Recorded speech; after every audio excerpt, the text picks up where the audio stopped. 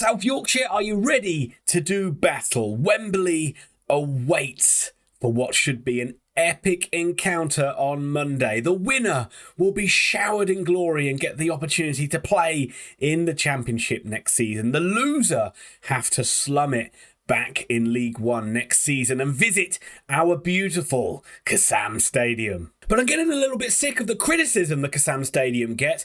It is a wonderful, fantastic, probably the best ground in the whole of the EFL. I'm going to show you another three-sided stadium, which is Sporting Braga in Portugal, and put them side by side. And I think you'll agree one of them is a phenomenal feat of engineering, and the other one, well, that's where Braga play. But enough of my nonsense. Welcome back to the channel as we do a prediction for this Sky Bet League One final. I'm probably going to get it hopelessly wrong, so take this prediction with a pinch of salt. It is only for fun. But before we dive into it, if you could be so kind as to hit that like button, that would help me out a lot. And if you like the content, think about subscribing. I'm on a march to 800 subs. Help me get there. Help me get there. So what a game we have in store in this playoff final between Sheffield Wednesday and Barnsley. I personally think this is going to be the best atmosphere out of the three playoff games, but I am slightly biased towards my beloved League One. And I think outside of Plymouth and Ipswich, these two have been the best sides. Well, that's what the league table tells you. So it's only fitting that these two meet in the final. To say this is a close game and to say these teams are evenly matched is a heck of an understatement. You could get probably a fag paper between the two sides, or my personal favourite phrase, the margin is smaller than a bee stick. Who has the edge in this one? Let's start talking about Sheffield Wednesday, and wow.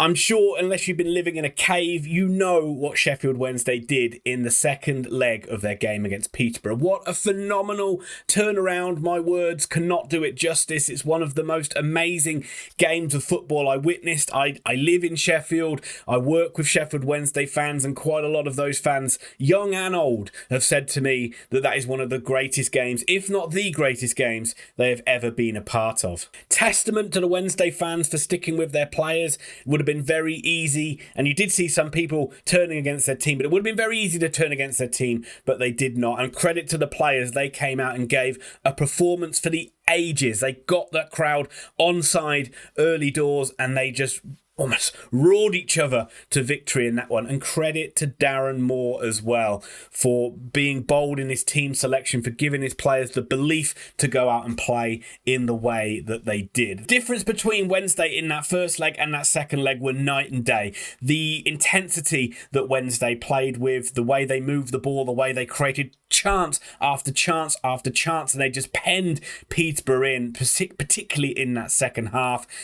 Makes you think that the momentum is surely with Sheffield Wednesday, but I'm not so sure that is the case, and there's a couple of factors about why that is. Firstly, Barnsley are not Peterborough. They are a much stronger side. They are a side that's going to be able to stand up to the pressure a lot better than Peterborough United did, and they have a lot stronger defence than what Peterborough had as well. And secondly, that playoff second leg was very much a game where Sheffield Wednesday had nothing to lose. They went into it knowing that they're probably going to go out, but you have to give it a go. And yes, they gave it a go. They got the momentum. Things went with them, and they just carried it through. But that is not going to be the case in this final. They have plenty to lose. In fact, it is going to be a disaster in Sheffield Wednesday's eyes if they don't go up. So that does mean that they are going to approach this game with a lot more caution than they did in that second leg. In comparison, Barnsley's games against Bolton seemed quite sedate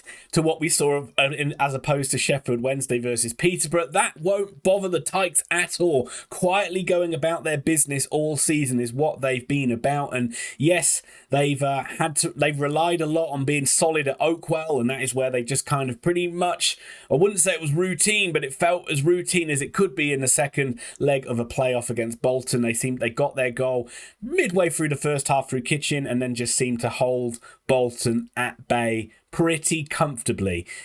They won't have the comforts of home when they go to Wembley, of course, but they are still a rock solid team, a very difficult team to play against, and a team that's very comfortable with the other side in possession, knowing that they can just sit back in their shape, hit teams on the break, and make the most of the possession that they have. So I'm not convinced that this will be the greatest game that will match the atmosphere. I think there will be a lot of tension, and I think the way that the two sides set up, they will cancel each other out. They're both going to be playing Barnsley 3-5-2, Wednesday more of a 3-4-1-2, but similar kinds of shapes in a way. Barnsley actually won the 2 games in the league. The first one happened very early on in the season, but the game at Oakwell, Barnsley won it by 4-2, which ended a long unbeaten run for Sheffield Wednesday. But Wednesday were very sloppy in that game, and they gifted Barnsley a couple of goals early on, so they were always fighting uphill. So Wednesday have to be really careful about that, not to give Barnsley any cheap possession away.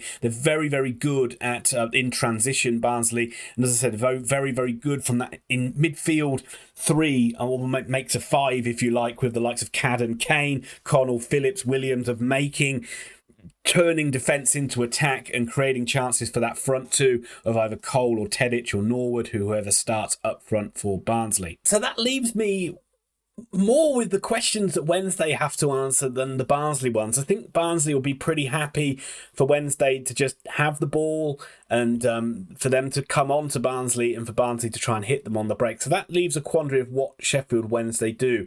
As I said, I don't think they can play in the same gung-ho, balls to the wall fashion that they did against Peterborough, so they have to be more measured in their approach. But the trouble is, when Wednesday play like that, they can sometimes be a bit laboured and struggle to create chances, which makes this game, I feel like it's going to be quite dull. And I feel that set pieces are going to be important in this one as well. Both sides are very good, both sides like to use long throw-ins, and both sides are very good at creating chances from set pieces. In fact, Barnsley's goals pretty much came one directly from a set piece and one from a second phase in the playoffs. And Wednesday, just a constant bombardment of balls into the box against Peterborough in that game. Also interesting to see what Darren Moore does with his selection. He did rotate it a little bit for that second leg. Will he bring Aidan Flint back into the side, knowing that he's a bit more of a physical presence, might be able to handle the likes of Tedic more in the air, or will he keep it to what he had? Will he bring Vaux back into the midfield as being more of a tough tackler